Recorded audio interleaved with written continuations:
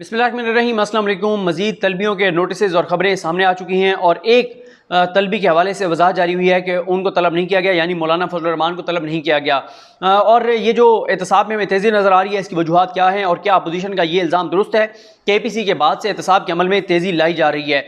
पहले आपको ये बता दूं कि शाहिद खान अब्बासी साहब को आज तलब किया गया है और अमीर मकाम साहब को भी तलबी का नोटिस नैब KPK की जानिब से जारी कर दिया गया है। और इसके बाद कैप्टन रिटायर्ड सफदर अवान साहब जो कि मरीम नवाज साहिबा के खामिद हैं, उनको भी 8 अक्टूबर को नैब की जानिब से तलब किया गया है। ये खबर सबसे पहले आमिर मतीन साहब ने अपने प्रोग्राम में पब्लिक न्यूज़ पर दिया, ये खबर दी और उसके बाद ये तमाम चैनल्स पे भी आधा पौने घंटे बाद चल गई। तो इन तीन को तो तलब किया गया है और इसकी वजूहात क्या है, पहले इस पर बात कर लेते हैं। मौलाना फजलुर रहमान पे बाद में जाते हैं। मसला यह है कि मैं पहले एक वीडियो में तफसील से ये बता चुका हूँ कि जब कोविड आया, कोविड आने की वजह से जनवरी फरवरी के बाद से एक तरह से बहुत से मामला रुक गए थे।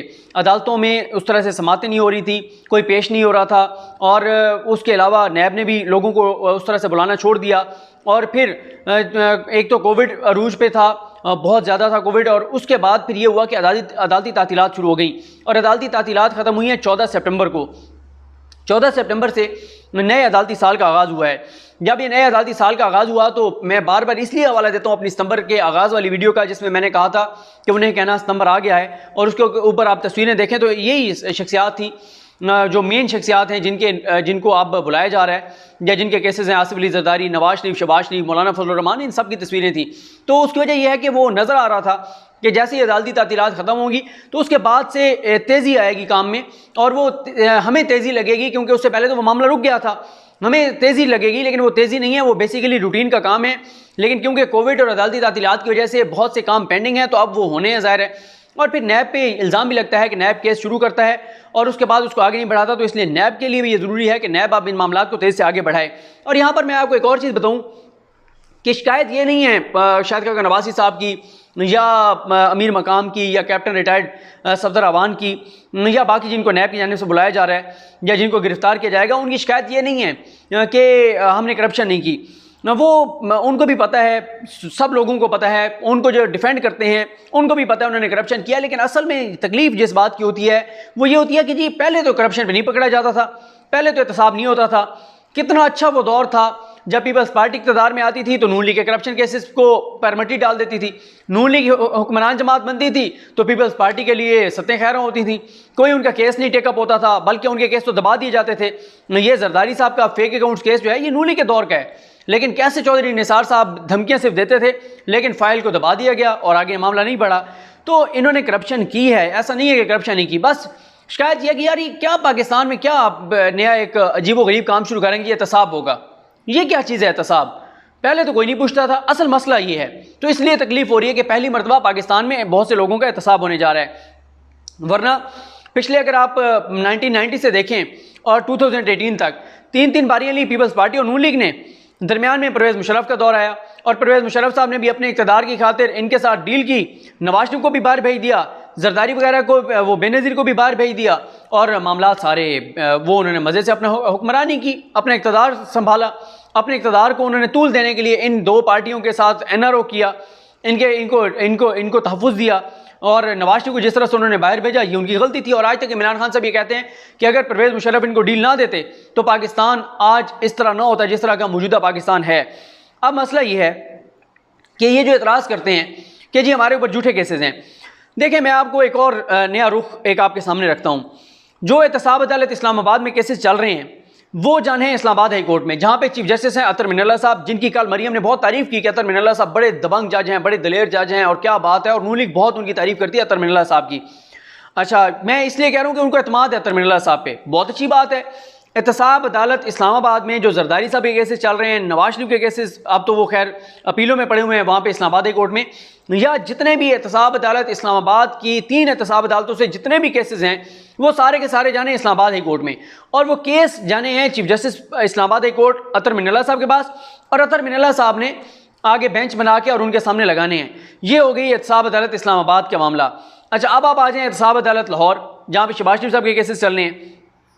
एहतसाब अदालत जो मर्जी फैसला दे दे, ऊपर कहाँ जाने हैं, मेन जो फैसला होना है अपील में Lahore high court. Lahore high court पे शरीफ खानदान को, जितना शरीफ खानदान को लाहौर हाई कोर्ट पे एतमाद और भरोसा और ईमान है, शायद ही किसी पाकिस्तानी को पाकिस्तान के किसी इदारे पर इतना भरोसा और एतमाद और ईमान हो जितना शरीफ ख़ानदान का है। अच्छा, अब आप आ जाएँ KPK में जिनको तलब किया जा रहा है, चाहे वो फजल रहमान साहब को तलब किया जाए, चाहे वो कैप्टन सफदर को तलब किया जाए, चाहे वो अमीर मकाम को तलब किया जाए, चाहे इनमें से किसी को गिरफ्तार किया जाए, वो मामला कहाँ पे जाने? पेशावर हाई कोर्ट में। पेशावर हाई कोर्ट का चीफ जस्टिस कौन है?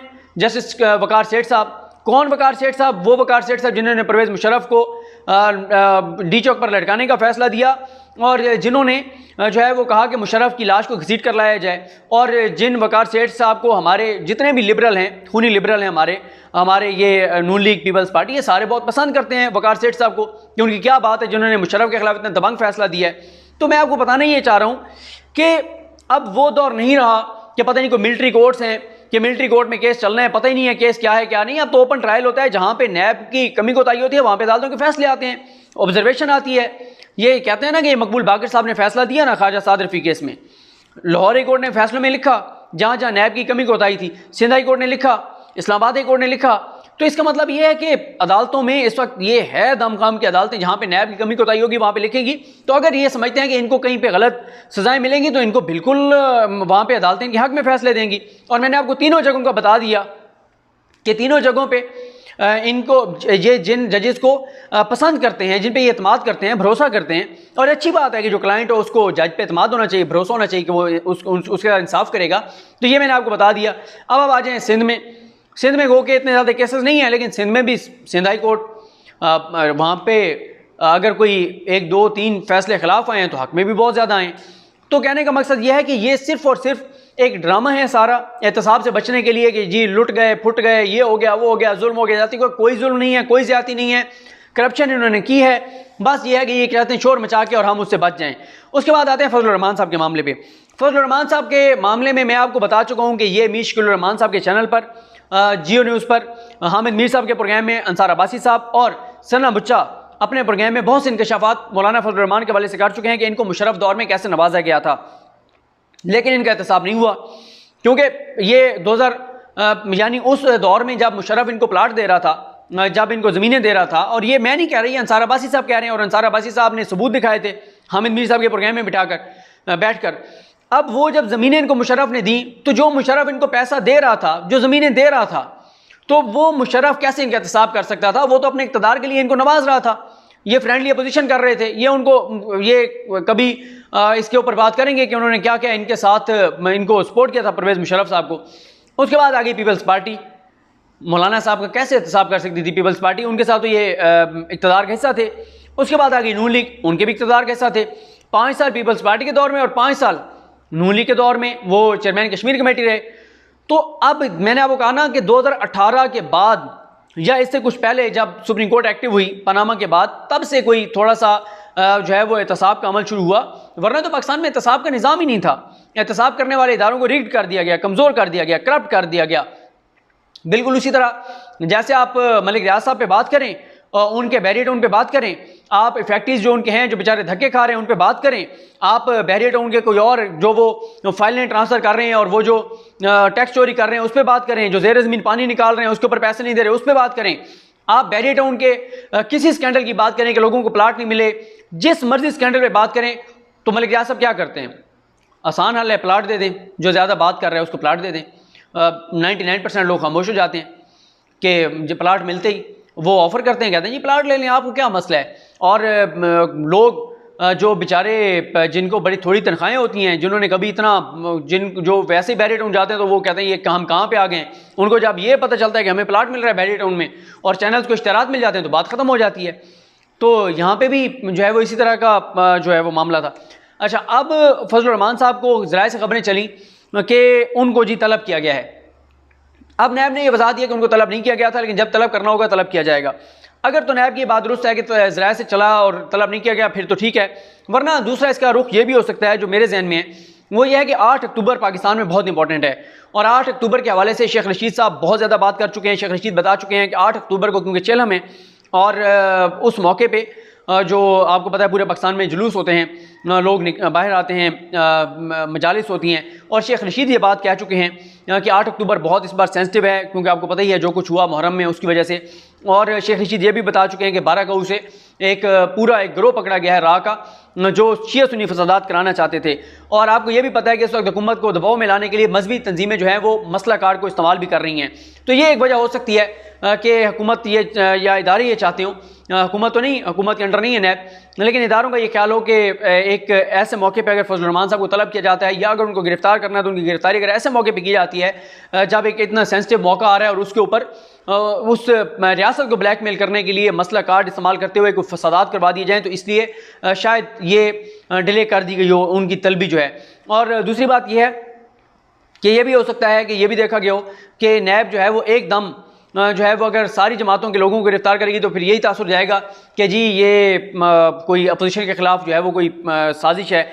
और तीसरी बात ये भी है कि मौलाना फजल रहमान साहब जो हैं, अगर उनको अभी तहकीकात उनके खिलाफ हो रही हैं, जब इंक्वायरी से इन्वेस्टिगेशन की तरफ जाएगा तो उनको तलब भी किया जाएगा और गिरफ्तार करना हो तो गिरफ्तार भी कर लिया जाएगा। और रियासत से ज़्यादा ताकतवर कोई नहीं होता।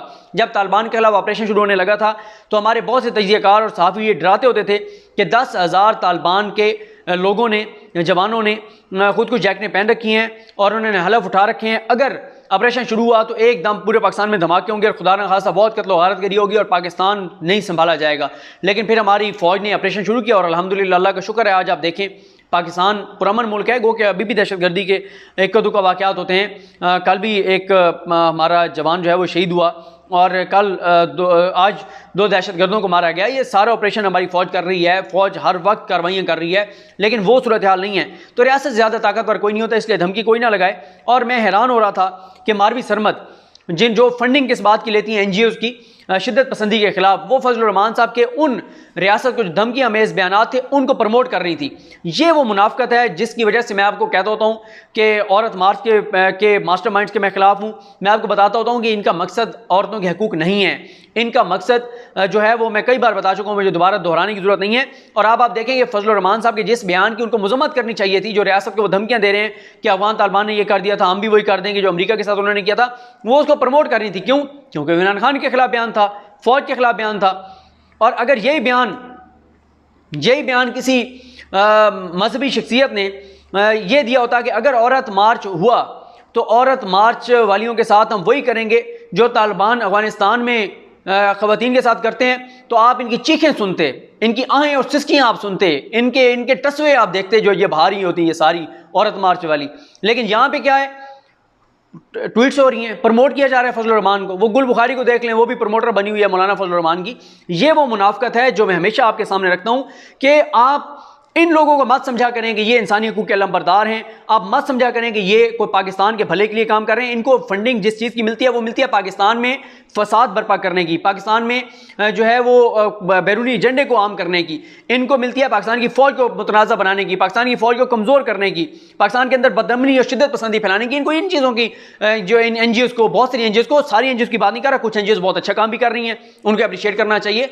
लेकिन ये आप यहाँ पर आप देख लें जिस तरह से फजल रहमान को के इस बयान को प्रमोट किया जा रहा है, जो उन्होंने ये पाकिस्तान को जो पाकिस्तान के उसको दिया है, पाकिस्तान के हवाले से दिया है कि जी मैं ये कर दूंगा और वो कर दूंगा, और पाकिस्तान के इदारों को जो धमकी लगाई है। उसके बाद PDM का इजलास हुआ और उसमें ये कहा गया कि 11 अक्टूबर को पहला जलसा होगा। फौरी तौर पे शहबाज शरीफ के हवाले से कोई एक्शन सामने नहीं आया क्योंकि उनके 14 रोज़ा रिमांड दे दिया गया, उनका जिस्मानी रिमांड। और ये भी आप देखें कि इनका मकसद सिर्फ अपने करप्शन केसेस हैं। इन्होंने हंगामी इजलास बुलाया तो शहबाज शरीफ की गिरफ्तारी पर बुलाया। ये हंगामी इजलास इस पर नहीं बुलाते कि जी मेडिसिन महंगी हो गई है, अद्वियात महंगी हो गई है, चीनी महंगी हो गई, आटा महंगा हो गया, इस पे ऊपर नहीं, इसके ऊपर कोई इजलास नहीं है। इजलास कब बुलाए? जब शहबाज शरीफ गिरफ्तार हुए हैं। तो ये भी इस चीज़ का वाज़ेह सबूत है कि इनकी इस पूरी मुहिम का मकसद करप्शन केसेस हैं, लूट मार है, अपने बचाव है, और इसमें किसी तरह का आवाम का कोई इनको आवाम से मसला है, ना ही इनको आवाम को कोई दर्द है। इनको दर्द और तकलीफ सिर्फ अपने करप्शन केसेस किया, ये उसके लिए सारी जद्दोजहद कर रहे हैं। आज इनको NRO और डीलो ढील मिल जाए, ये सर के बल चलकर और GHQ के गेट नंबर 4 से पहुंच जाएंगे और जाकर कदमों में लेट जाएंगे उनके जिनके खिलाफ ये तकरीरें कर रहे हैं। मुझे अपनी दुआ में याद रखें। अल हकीम हम सब का हामी नासरू। अल्लाह हाफ़िज़।